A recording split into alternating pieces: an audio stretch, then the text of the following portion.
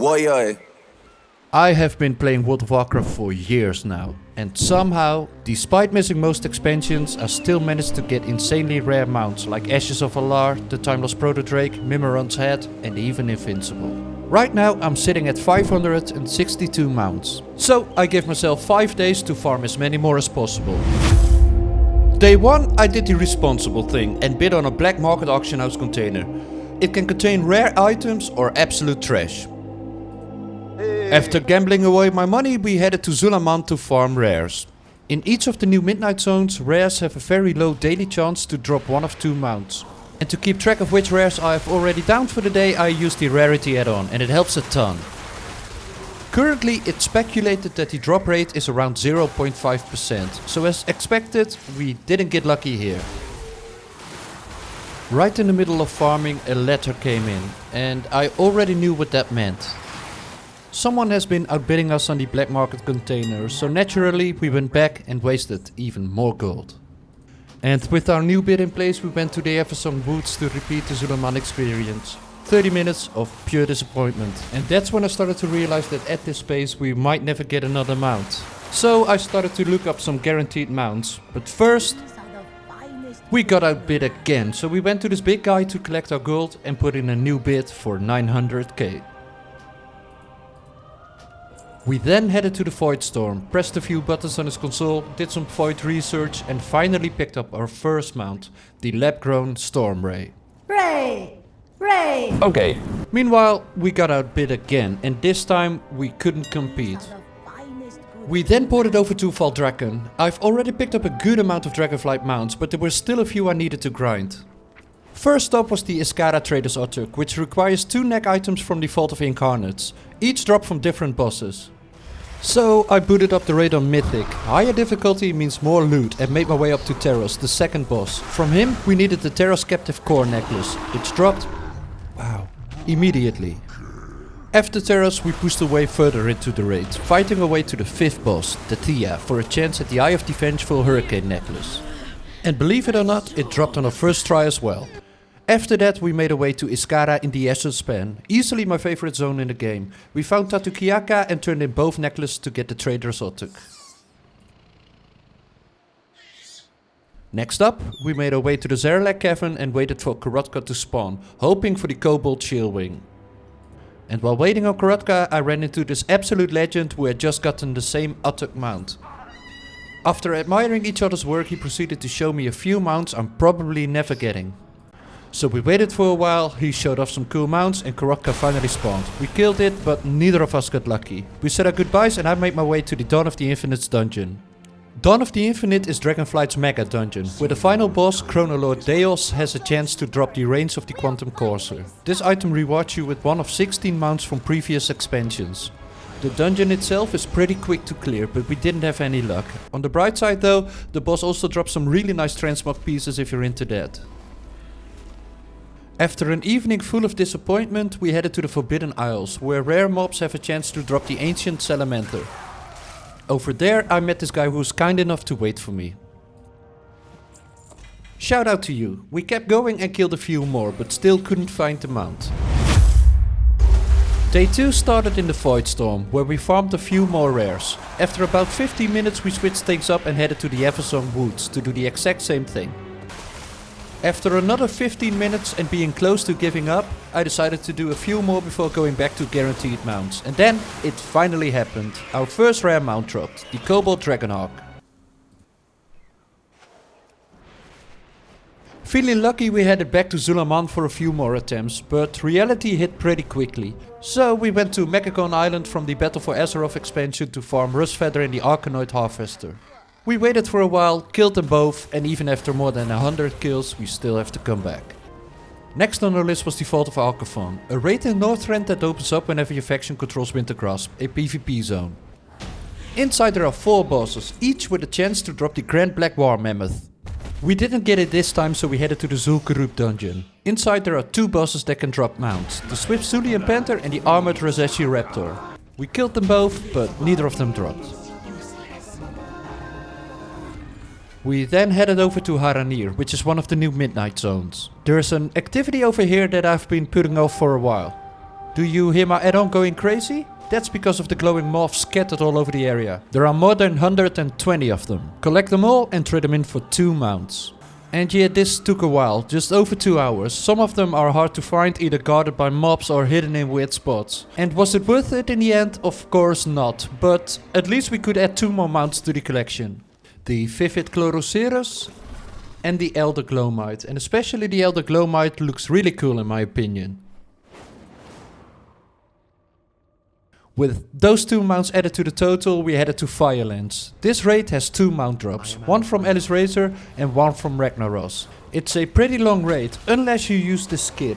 And it's been around for more than 15 years, so most people know it. But if you don't, wait for this dude to finish his RP and then the Firebird will spawn.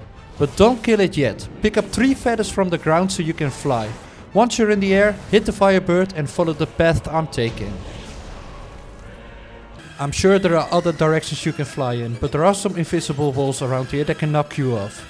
And if the mount drops from the Firebird, it will be sent to your mailbox after you finish the raid. Once you land, you can head straight to Ragnaros for a chance at the Pure Blood Firehawk. We didn't get it, so after that we headed back to the Forbidden Reach to try again for the Ancient Salamander. After spending another 25 minutes at the Forbidden Reach, we still couldn't cross the Salamander off our list. We then headed to the southern part of Uldum, where the Throne of the Four Winds raid is located. It's a super quick run and can be done within a minute. The final boss, Alakir, has a chance to drop the Drake of the Four Winds.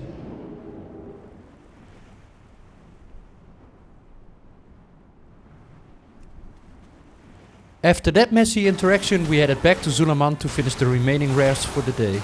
As expected, no drops. Day 3 started back at the Forbidden Reach. Not expecting much, I went to the first rare of the day and actually got the Ancient Salamander. Finally, this island. And now that we have no reason to come back here ever again, I found something interesting. I went to the new ritual site in the Eversong Woods. Starting from tier 2, you can find washed up kelp somewhere along the beach. There's a maximum of 2 kelps every ritual. Interact with the kelp and mobs will spawn. And you can reach most of these without ever touching an enemy. Once you've found both kelps, reset the ritual and go again. You're hoping for the Void Touch Snapdragon to spawn. When it does, kill it and that's your mount. Honestly, this only took around 10 minutes. With our 7th mount secured, we went for another guaranteed one. We headed to the Void Storm to take on the Season 1 Nemesis boss. On the highest difficulty it drops a really cool mount, but it's a tough fight, so after a few attempts we finally took him down. Day 3 was looking good. We'd already picked up 3 new mounts, so I went back to simplearmory.com and noticed there were still 2 missing Hearthstone mounts. So I've installed Hearthstone, and after about 30 minutes of clicking random stuff and not having a great time, we finally got the Heartsteed mount. The second mount required a different challenge, but the skip apprentice option is currently bugged. So we did what any reasonable gamer would do. Bye! Then it was time for some disappointment again, so we headed back to some older raids. We killed Gul'dan in the Nighthold and then went to the Dragon Soul to take down Ultraxion and Deathwing. Next we went to Antorus for the Fellhounds, hoping for a drop, but no luck. Then we went back to farming rares in the Midnight Zones, and I'm only showing short clips here, but in reality it takes quite a while to clear every rare in each zone. After some time we got our second rare mount, the Vibrant Petalwing.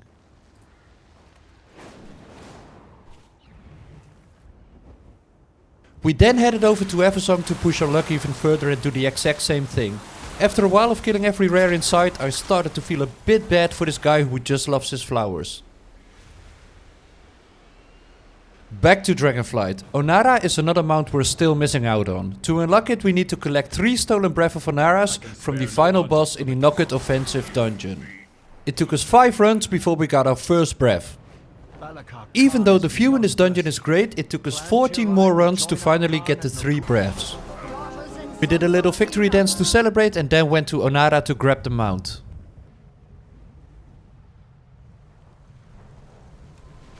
Since we were already in the Dragonflight zone, I went for another try on Korotka. There we met a guy who was grinding mounts on a whole different level. He was running multiple accounts, had over 1,000 mounts and was tracking rare spawns across different realms at the same time. We waited for a while, but Karotka never showed up, so we decided to run Aberrus and take down Sakharov on both Heroic and Mythic. With the odds split between us, neither of us got the drop, so I called it, day 3 was over. Day 4 started in the Eversong Woods again. We were only missing one more mount from here, so I really wanted to finish this zone first. After a while, apparently my OBS stopped working, and it was then when the mount dropped, the Cerulean Hawkstrider. Then it was time to run some older dungeons with a small chance of dropping another mount for the collection. Nothing dropped in the Underrot, so we moved on to King's Rest. Nothing dropped in King's Rest, so we headed to Karazhan. Nothing dropped in Karazhan, so we joined a group for Fryak in Amidrasil. Nothing? Then we did Sepulchre on Mythic, Heroic and Normal.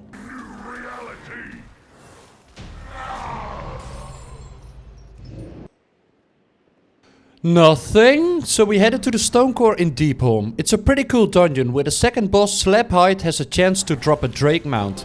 The nice thing is, there's a portal right behind him that takes you straight back to the entrance. From there, you can reset the instance and go again, up to 10 runs per hour. Didn't take long, 10 runs done, locked out for an hour. We then headed to Zereth Mortis from the Shadowlands expansion. Over there the Maw Sworn chest can spawn and it has a chance to contain a Maw Red mount. Only one chest was up this time, so we headed into the Maw itself. But I quickly remembered how much I hated this zone, so I went to Revendreth instead. There's a spot where mobs spawn really fast, so we farmed enticing anima there for about 5 minutes. As soon as we got it, we headed to the cliff and placed it to spawn the rare.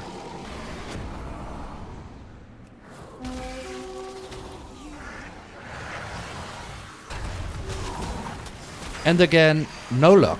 Day 4 wasn't looking great, so once the Stonecore lockout expired, we headed back to Slabhide for another try. It didn't take long before we hit another lockout.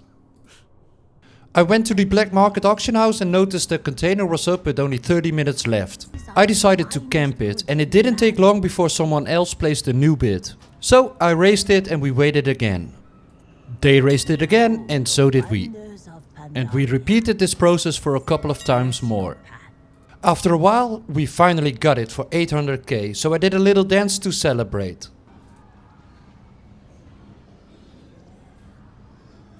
Then we opened it and we already had this one. Day 5, our final day had arrived, and since it was the 1st of May, the trading post had new items in stock. We picked up 2 pretty plain looking horses and added 2 more mounts to our collection. Next we went to the Abundance vendor to pick up 2 more mounts. These are really easy to get, you just need to run the Abundance event a couple of times. I then found out that the Brawlers Guild was up, something I'd never done before since it wasn't available during some of the expansions that I've played. To reach rank 8 you need to complete 28 fights, after which you can buy 2 more mounts. Most of the fights are pretty easy, but some require you to learn some mechanics first. After about an hour of fighting, we finally reached rank 8 and picked up 2 mounts. Brawlin Bruno and the Ballistic Bronco.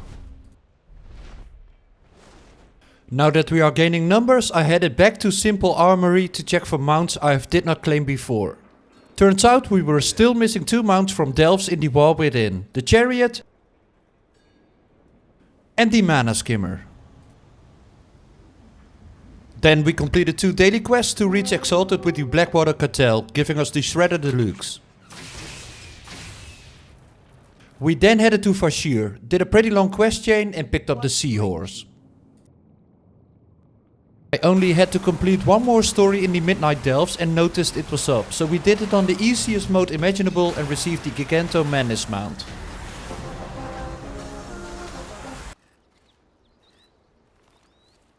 We then did some praise on Nightmare mode and bought the first Prey Seeker mount. We headed to the new Zulaman ritual for 2 easy mounts. I got a separate video on my channel for those. The Witterbark Barbear Mother and the Void Corrupted Hex Eagle. Then we got locked out of Stonecore again, went to Wintergrasp for the Vault of Archivon, did Dawn of the Infinite, finished Violence both on normal and heroic, went to visit Alakir again but nothing dropped. That's when I had enough. Like and subscribe, take care.